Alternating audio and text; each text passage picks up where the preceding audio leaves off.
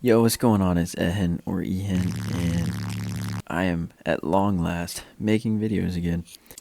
Now, I know that the last time I made content, it was a little different, just straight Fortnite montages and trying to become the next member of FaZe Clan, but that didn't quite work out, and I'm here now.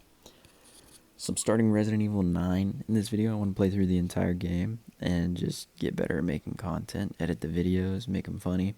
This first episode, huge rookie blunder. I forgot to turn on my mic, so I gotta do a voiceover. And with that, let's get into the game. I'm gonna go quiet for the cutscenes, by the way. Sorry.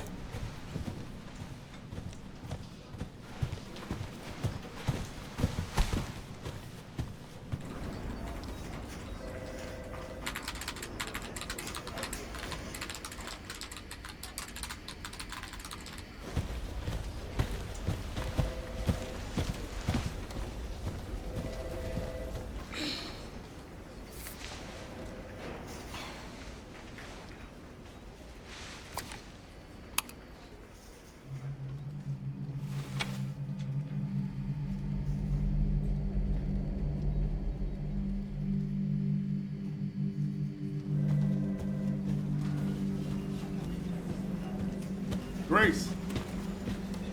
Grace! Grace Ashcroft. Yes? My office. Oh, coming.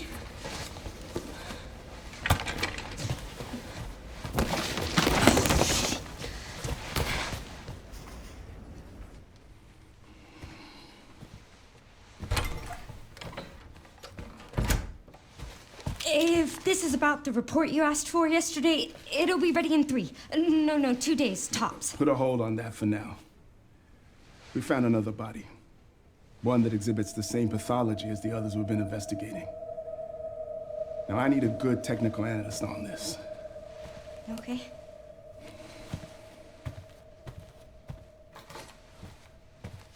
I need your eyes on the crime scene. The Renwood Hotel. Look, I know that's where your mother was murdered. And I know it'll be upsetting for you.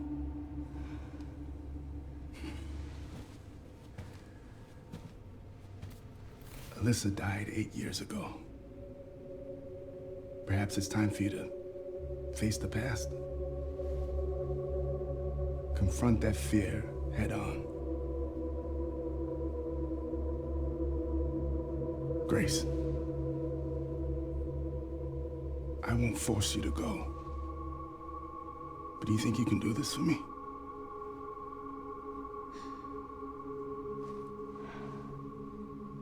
Investigate that crime scene and report back to me with your findings.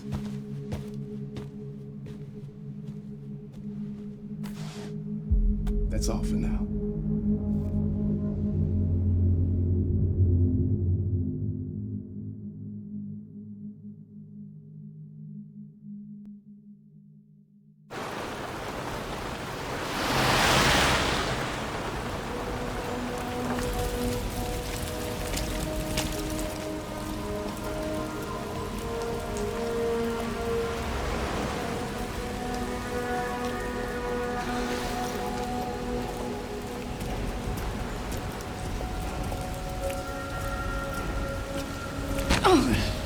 Sorry.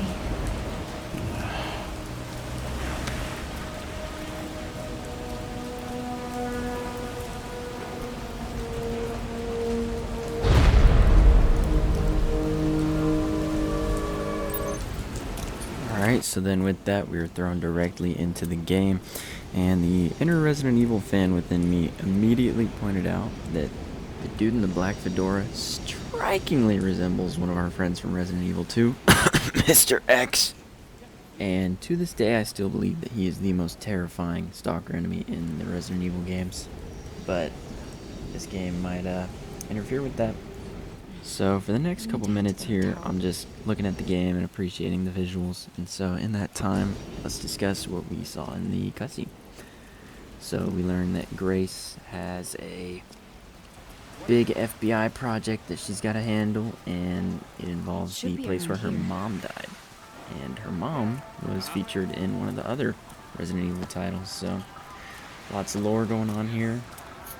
And while we're still kind of in the beginning stages of the game, I want to just talk about like my roadmap plan for the channel.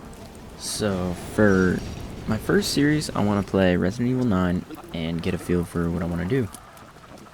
In that time frame, I may or may not add a webcam to my videos, and I for sure will be having my audio live with the actual footage next time, so that problem should hopefully go away. I want to play this game first, and then maybe some other Resident Evil game, and then maybe do some like ranking slash video essay type videos. And the reason I want to do that is because now that I'm in college, I find myself needing stuff to listen to while I'm doing work, because obviously the workload just increases so much from high school. And I just think that video essays are a really good way to recap on something either you've already done, learn about something new you don't really know about, and I think that if I can bring that same sort of feeling to other people, it would be a really good source of entertainment, not just for other people, but also me myself, because I've always just loved to make videos and content, because it's kind of artistic in a way. And I'm sorry, I did not realize I've just been yapping through a cutscene.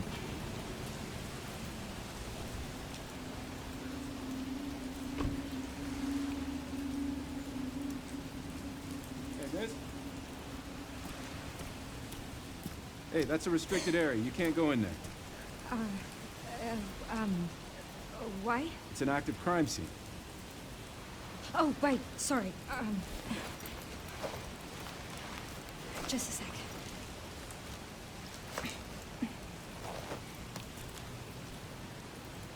Oh, you're FBI?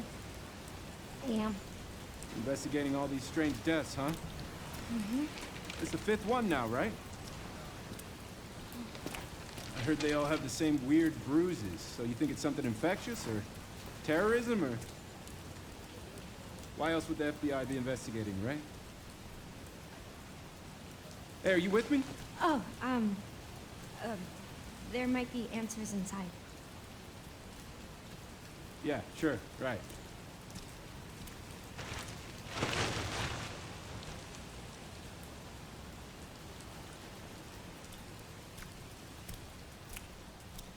Be careful in there. Whole building's condemned. Word is they're finally gonna bring the whole place down. Yeah, thanks.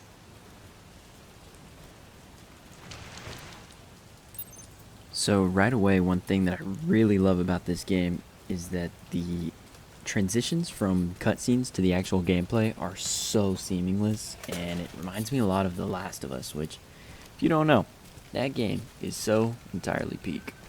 So right after that awkward interaction with Grace and the police officer, where she's just being a klutz and misremembering everything about her entire identity, you are thrown into this classic Resident Evil environment. Dark, gloomy, everything looks all destroyed. It was a lot like whenever you walk into the baker's house for the first time in Resident Evil 7. Just kind of a tone setter for the rest of the game, which I love so much. Then we get to this part, which can only remind me of the Pain arc from Naruto, Pain City. Which, by the way, is still some of those peak content in anime history. Now, before we get too far here, I also want to make a callback to that crow that just jump scared the out of me. I was actually myself the very first time that I saw that.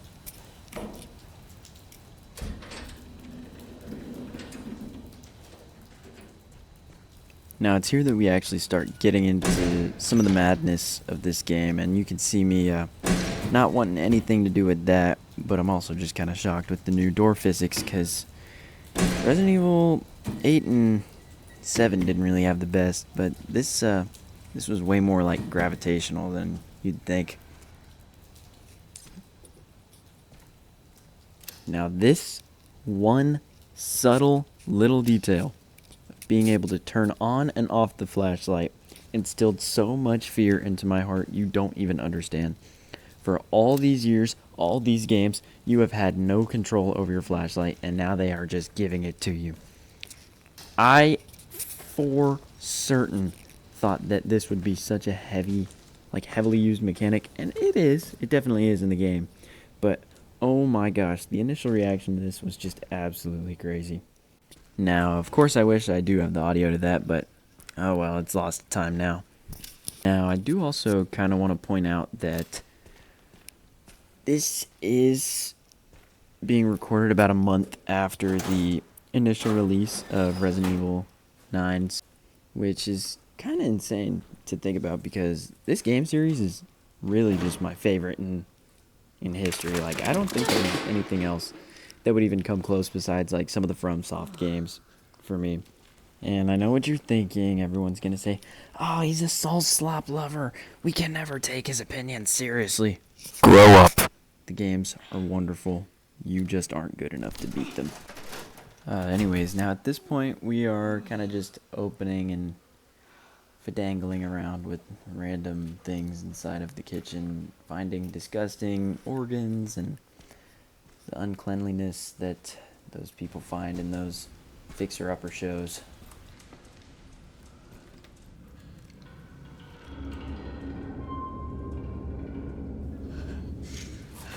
I can't. It's too much. Come on, Grace.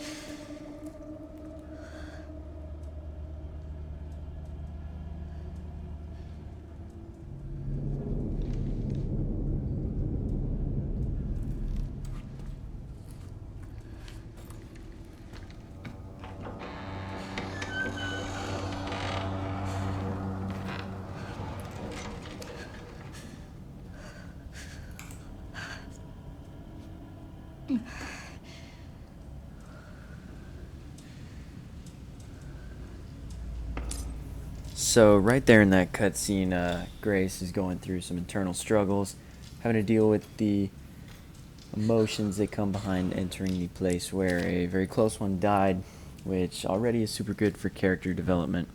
And right here, I don't know what this is, just going through a bunch of pictures. I'll fast forward that real quick.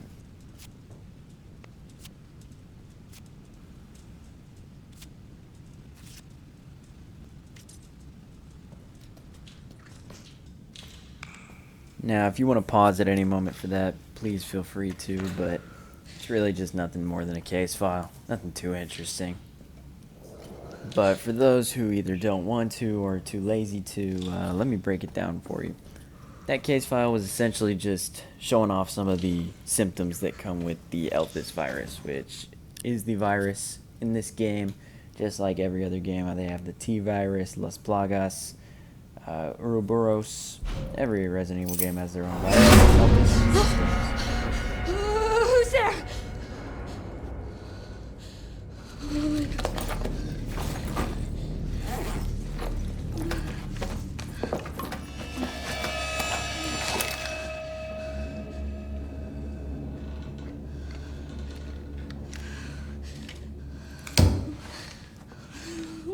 What do I do? Now that transition was completely buns, unlike every other one in this game. But anyways, now we get the Blick. Looking like John Wick. About to absolutely blast every enemy in sight.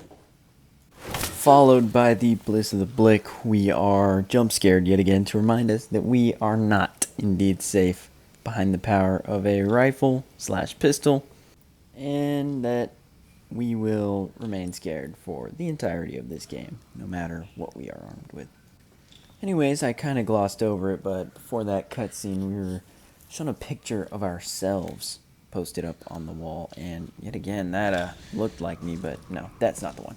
We were shown a picture of ourselves posted on the wall with a nail, and on the back of it read a message asking for us to meet with a certain somebody in a particular room of the location that we were at.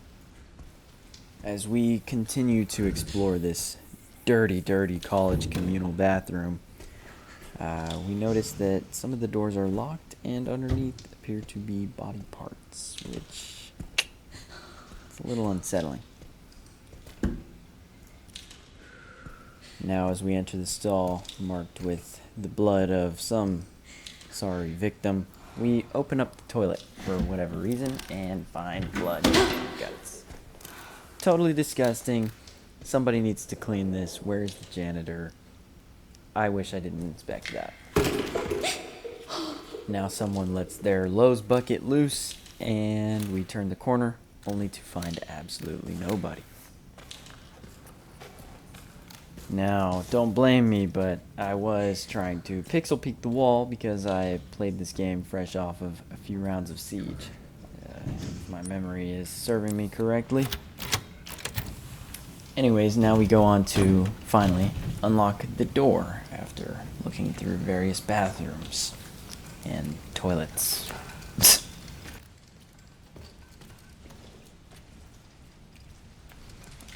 Now right here I'm getting caught up with myself a little bit and appreciating all the visuals, the water effects, the sounds, the environmental horror that gets displayed in this game is really a thing of beauty. It's so well made. You really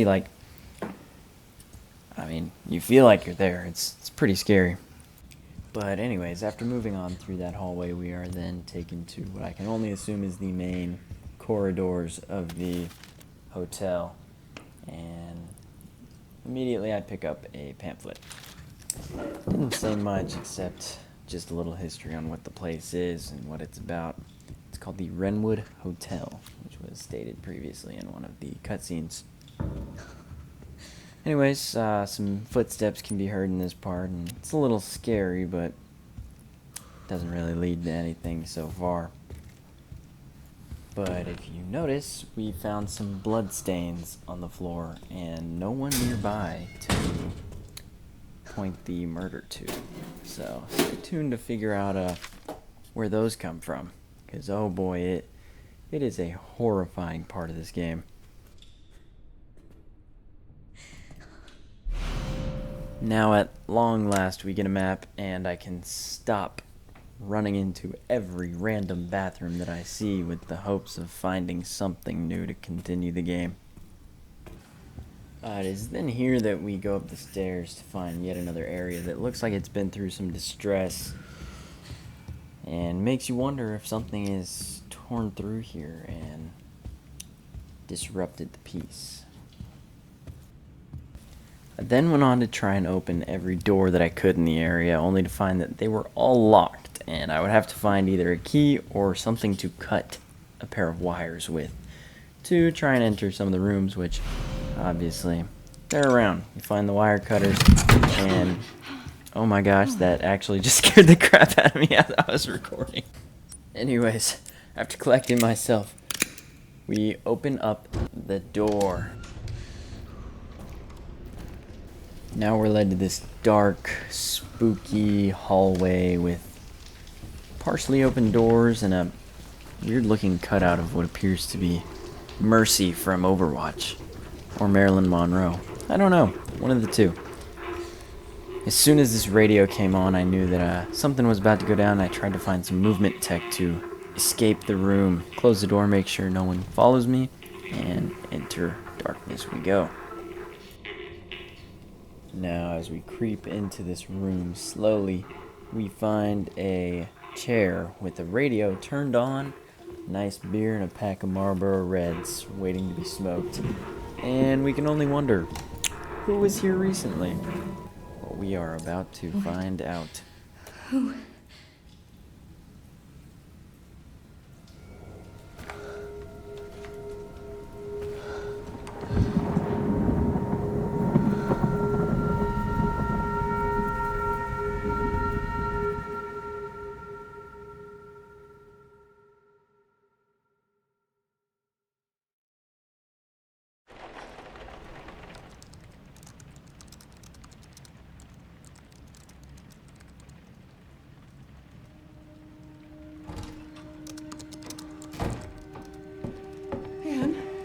Hang on. You have been on that thing all day. Well, if you're gonna work so late. Get some sleep, eh? I'm almost done, just a sec. What am I gonna do with you? What you always do? Nag at me until I go to bed? Wow, it's really coming down hard. Mom, phone. Mom. It's right beside you.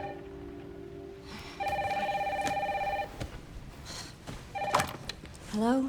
Miss Ashcroft? Yes.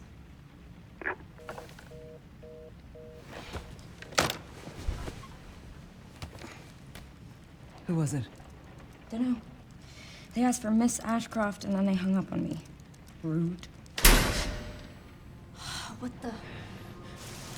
They're coming. Grace, we need to go. Go where? Mom, what's going on?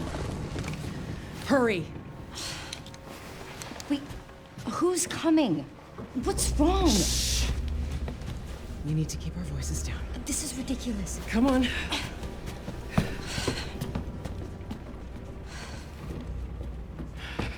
Tell me what's going on. Now is not the time.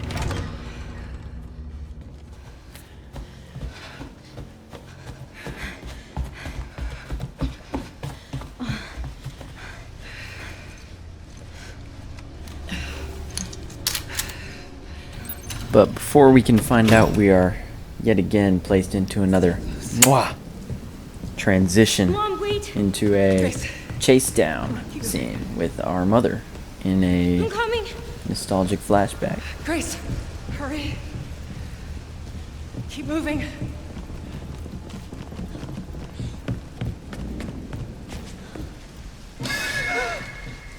Oh, who's that? Oh, I'm so sorry about the power outage. What happened? Oh, it's probably the electrical panel. It's 40 years old, so it doesn't take much to trip it. It's really no excuse, and I apologize for the inconvenience. Oh, no, it's fine. Yeah, don't worry about it. I should have it fixed soon. I just need to find my...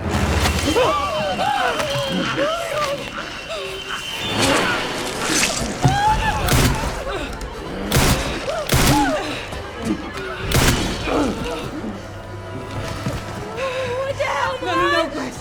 No. Grace, stay close to me. Are you gonna tell me what's going on? Mom, what are you doing? Something important.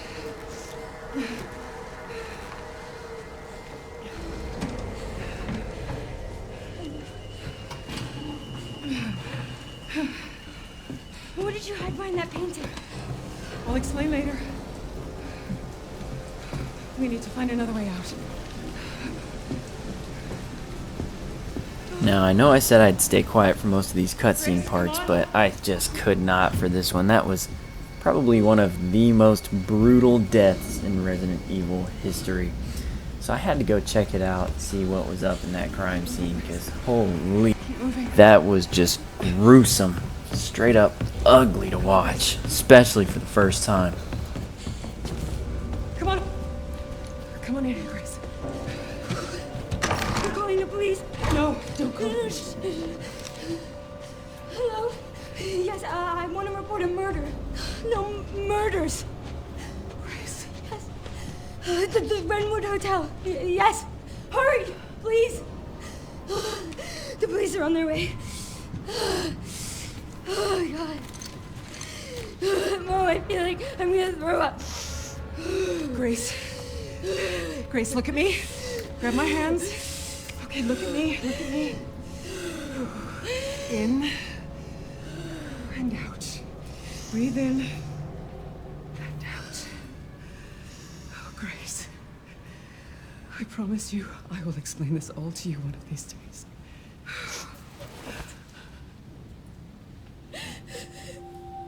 Grace. Please know that you are my hope. Never forget that. What are you talking about? Just... I love you. I love you too. Okay. Mom, I'm scared. No. We need to find a way out of here now. But we don't have any of our stuff, We Mom. can come back for it later, Grace. I don't know.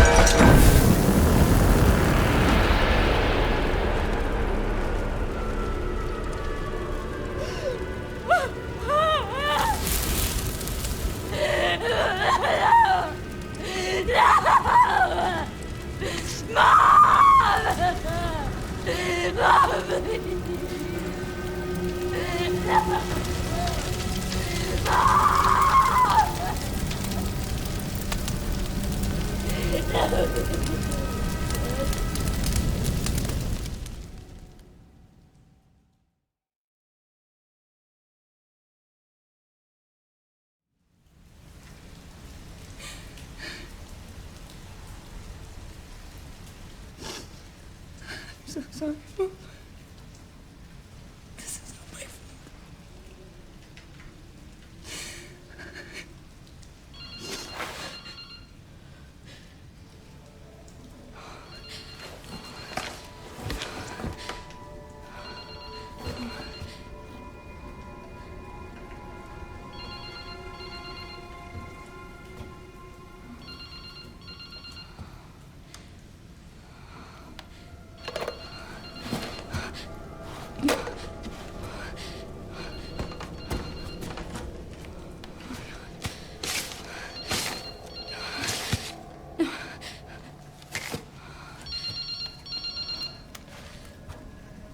Hello.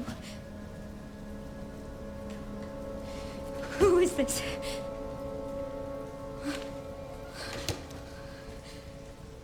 I need to get out of here.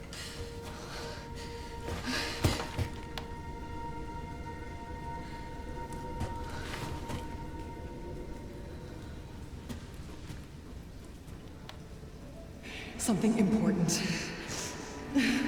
I'll explain later. What did you hide behind that painting?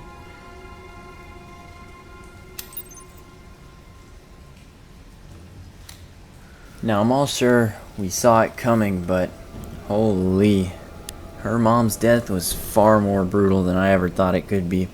So obviously, to go cool myself down, I go and explore yet another bathroom in this game. Well, like, why are so many bathrooms just explorable? It's so confusing. Now, after finishing up exploring the bathroom, which was a crucial detail of this game, we exit the room entirely and head back out to the long stairwell.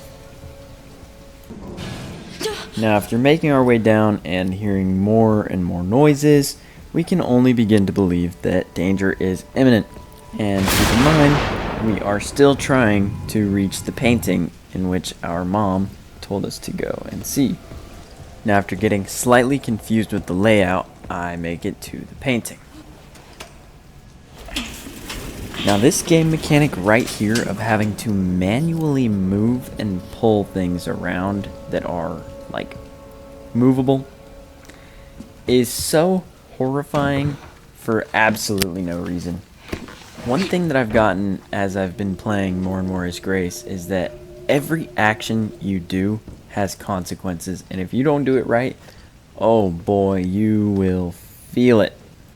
Anyways, now we reach behind the painting to find our mom's purse and a little satchel thing inside with a floppy disk.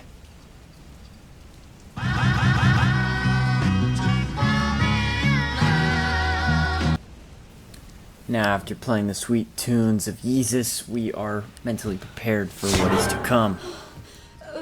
Sorry, officer. What's wrong? Something stung me. Are you okay?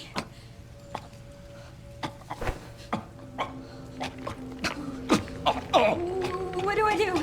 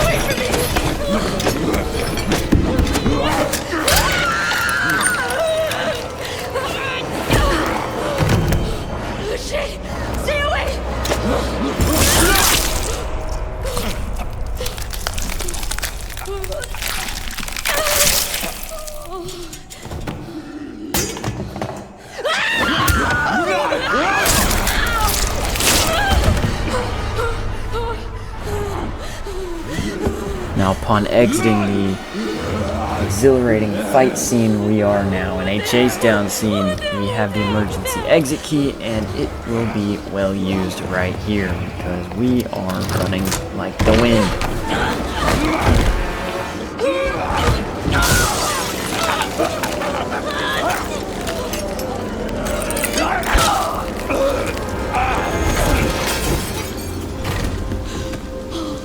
Now, after narrowly escaping a fight to the death, we are soon to find out who invited us to a room earlier. And we sustained a pretty grueling injury.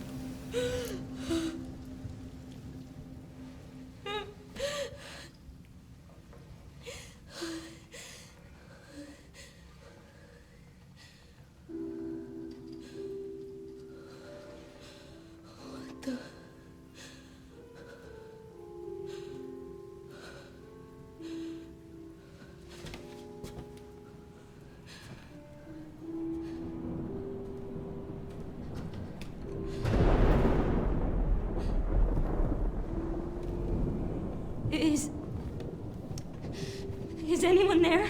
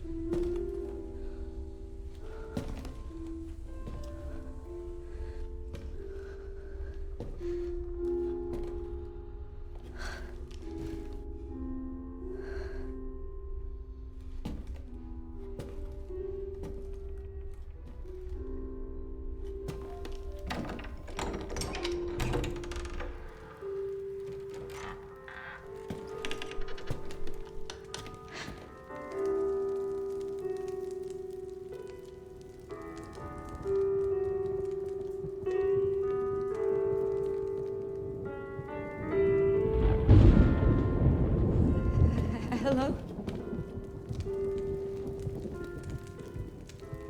It hasn't been easy.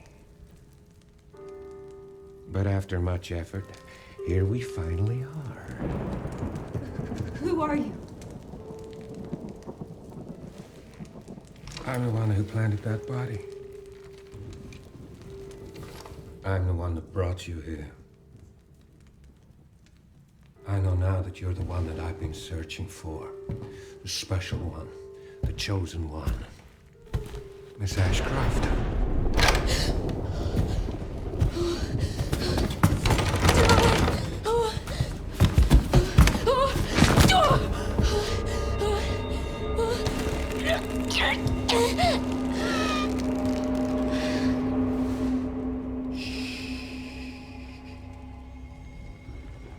Rest now, Grace.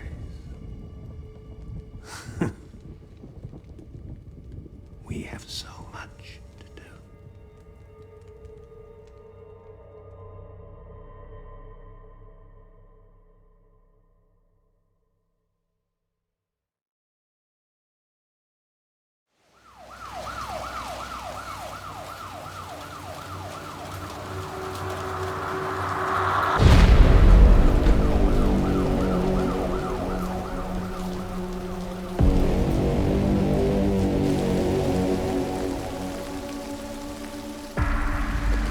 Talk to me. Is this one like the others? Well, same black watches. And it's not post-mortem lividity. No. No, this is different. It's 6 now. 6 survivors of Raccoon City, all dead from the same thing. Yeah, that's not good. No. No, it's not.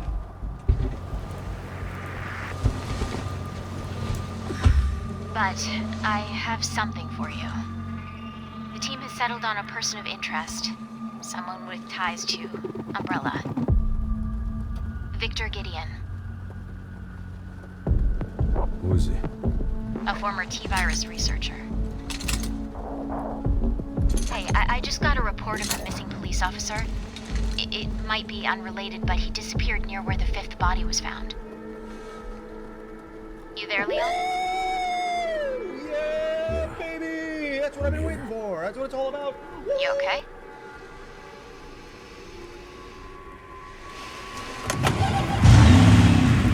Some of the address. Check it out.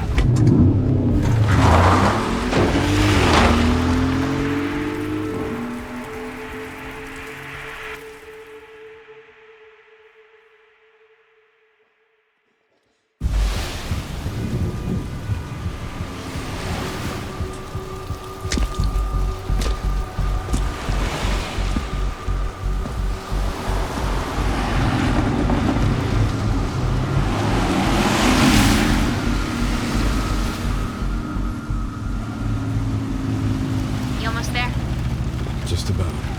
Stuck in traffic.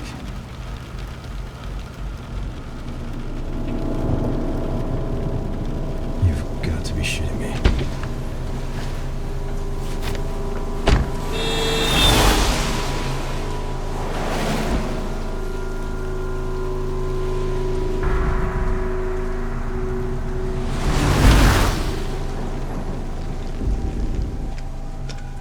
What's going on? Is she okay? Oh, she's fine. I'm just taking her home.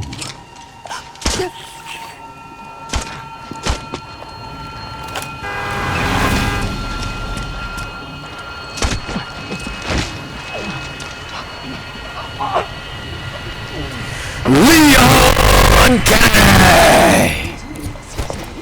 Leon, what's your sit rep? I'm going after Victor. And on that note, we enter right back into Mr. The one, the only, Leon Kennedy!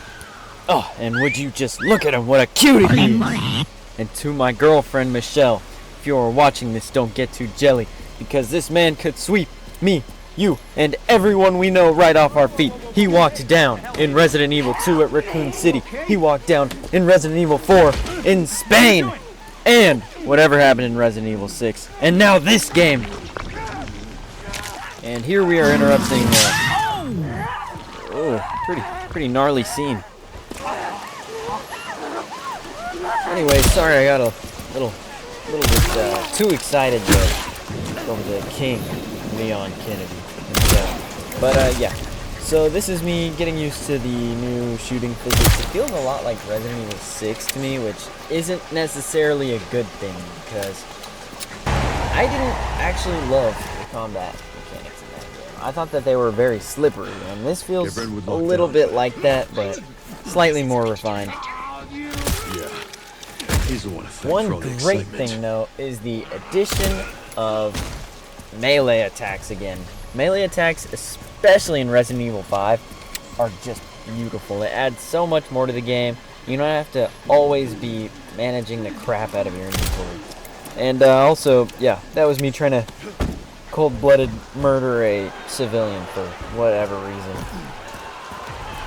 Now, as I continue to make the trek down the street in pursuit of Victor Gideon, there is a large crowd that appears, and whoop-de-doo, they are all infected with Elpis, which again is the main virus that we are trying to combat in this game.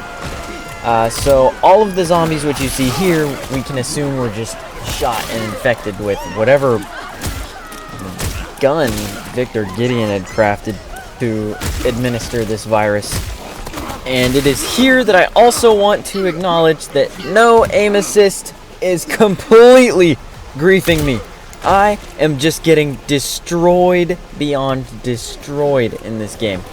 I just cannot aim for crap, and there's no pull to the heads, and I mean, that's what you get with playing on console, but holy crap, it's never been this bad. And even now, a month after the release, and I've played a little bit more than up to this part, I have to say that it doesn't really ever get better. It's kind of a get good moment in this game, and I have not done that ever since this part. Leon was training with Spencer Strider or someone to just completely and utterly dismantle that poor infected. And here again, there's another uppercut gun blast that I haven't perfected ever again. But again, I've only played Leon one other time outside of this, so now after having a PTSD attack from Resident Evil 6 and thinking I'm going to get flattened by a bus, that does not happen. Instead, we are greeted with a bunch of zombies and the glory of destruction that comes with this game's Magnum, or aka the Requiem. It is the strongest pistol in the game, and it completely shreds. I'm talking about you shoot this thing one time at a zombie anywhere on its body, it is blowing up into 1 billion pieces. But of course, to make up for that, not being too strong, you are barely given any bullets, and you're actually recommended to save some of the bullets in it in this section, which I do not do, and I felt that later on in the game. Now, this axe attack broke my axe, which is a very strange thing to have happen for such a ballistics-looking thing, but who am I to say? But that leads directly into my next point, which is that you have to reload your axe in this game, which I am doing right here. And by reload, I mean sharpen, of course. It doesn't take any items to do that, and it's actually powerful because of the amount of time you can do it. The one problem with it, though, is if you try to use it as a standalone melee, it doesn't do that much damage. Then, for whatever reason here, I attempt to go full Rambo and try to do nothing but use my axes and whatever is nearby to kill and slaughter every zombie, and it doesn't go too well. So I have to resort to the crowbar, and then right back to the tried and true. And now everyone is dead. Getting confused by the boundaries now, I continue to chase after Victor Gideon in hopes of saving Grace. Leon, have you located Victor? No, I lost him. Back to square one. Not necessarily. Victor purchased a building after Umbrella went under. The Rhodes Hill Chronic Care Center. I'll send you the address. Leon? We're running out of time.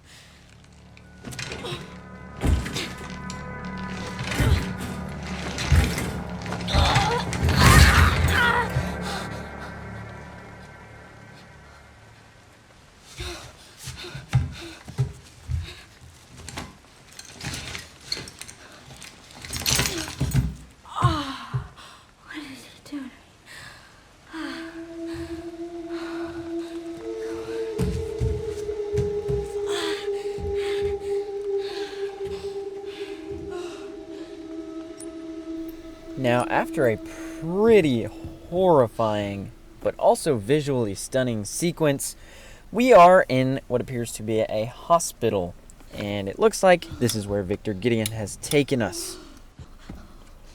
Now, after figuring out that I can turn lights off in this game manually, I'm pretty much... my balls are on the floor at this point, I'm not gonna lie.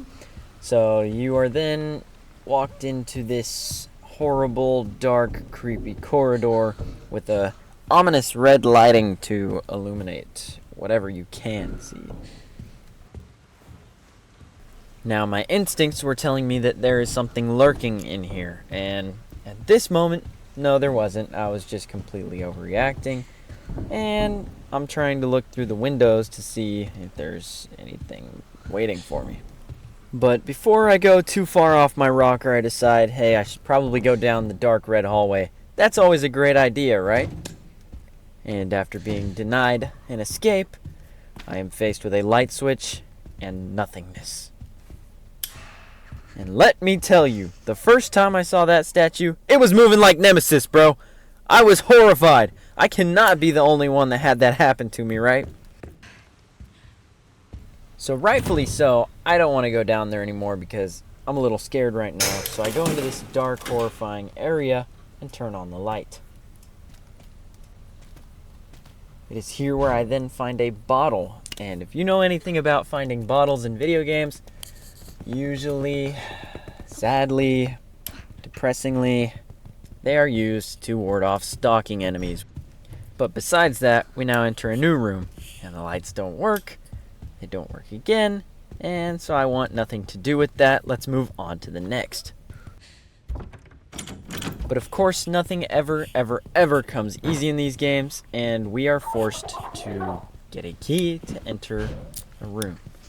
Now, after hearing some dogs barking and finding the key, I go back to the room. And waiting to see what impending doom jumps out of this room, we find a safe room at long last. We have gone so long in this game without a safe room. Capcom, you should have given us one way earlier. I was stressing about my saves the whole time. But coincidentally, with finding safety, I think that is where I'm going to end this one. This episode, we got a lot done. The first portion of the game is now complete, and we know our mission for what we have to do as Grace in the following episodes. Now, the next episode, I want to try and have out by next week. If you watched up until this point, thank you so much. I hope that you stick around, and you're here next time. Thank you. I'm out. See ya.